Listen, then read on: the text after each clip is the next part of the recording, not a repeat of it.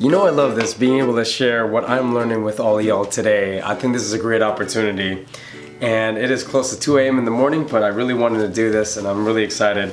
So a book that I finished reading again is The 7 Habits of Highly Effective People, Powerful Lessons in Personal Change by Stephen Covey. So this book was published in 1989, millions of copies sold around the world. And I've read it before, and you know what, to be honest, I've forgotten what the habits were. I couldn't name them. And that was a good sign for me to give this book another go. And I'd like to share with you guys the lessons that I've gotten here in just a brief overview of the 7 habits. And so if you haven't read this book, I highly recommend this. It's I would say it's a personal growth book, but it's also something that you can use for business. You can use this for school. You can use this in many different aspects of your life. And that's what's so wonderful about the 7 Habits of Highly Effective People. It's sort of like a secret code. There's so many different habits, processes, techniques that you can go with, and I think these are pretty solid. So, brief overview, okay? So, I'm saying so a lot. I'm gonna try to minimize that. Is that Stephen Covey focuses on character ethic versus personality ethic. And so there's an illustration of, let's say there's a glacier.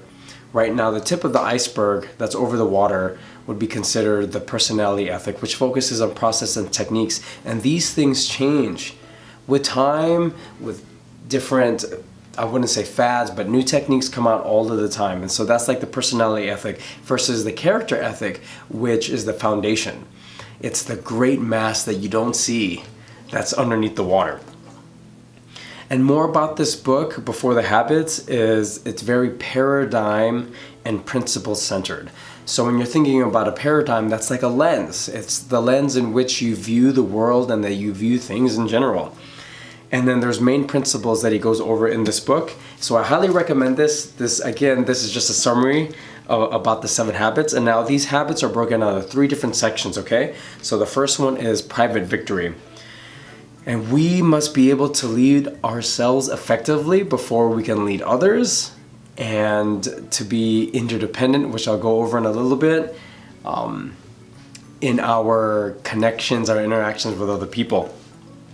So habit 1 is be proactive. So this focuses on our responsibility. It is our responsibility to choose how we respond, reply to life. Okay? And then habit 2, beginning with the end in mind.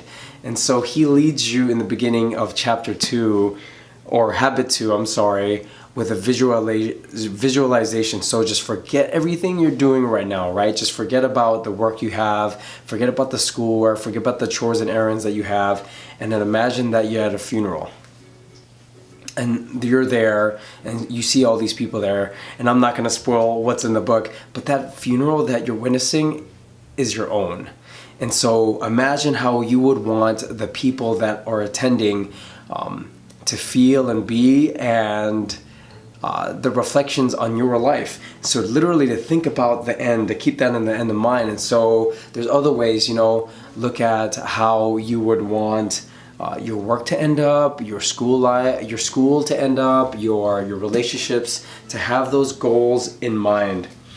Now, habit 3 is putting first things first, and there's a wonderful quote that starts off, habit 3 is, things which matter most must never be at the mercy of those which matter least. Now, I might be misquoting that.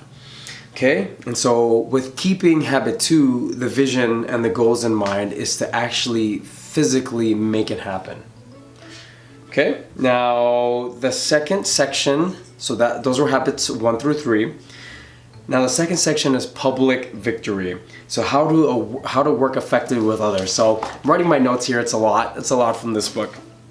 So habit 4 is think win-win, mutual benefit, the principle of abundance. Easy now, okay? Habit 5, seek first to understand, then to be understood.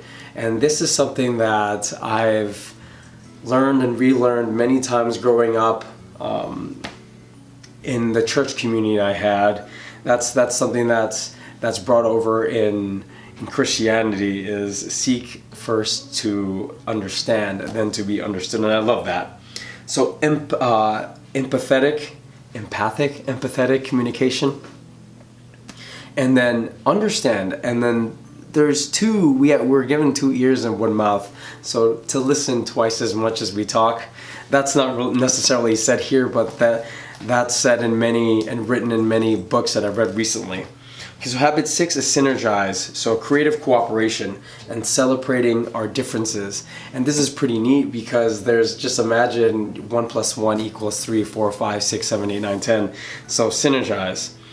Now section 3 is renewal, and that is habit 7, sharpening the saw, and that focuses on the importance of continuous learning, continuous improvement, and getting better constantly, and our ability to charge our own batteries.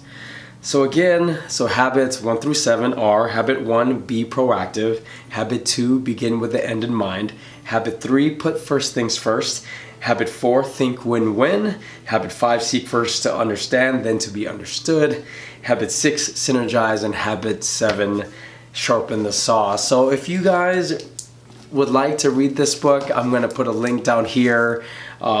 You can also find videos online, just like what I'm doing now, sharing this with you. If I find the link that actually has Stephen Covey talking, I'm probably going to add this in the description below, or in the box below, so you can get that and you hear the words from the man himself who wrote this. And that was a couple years ago.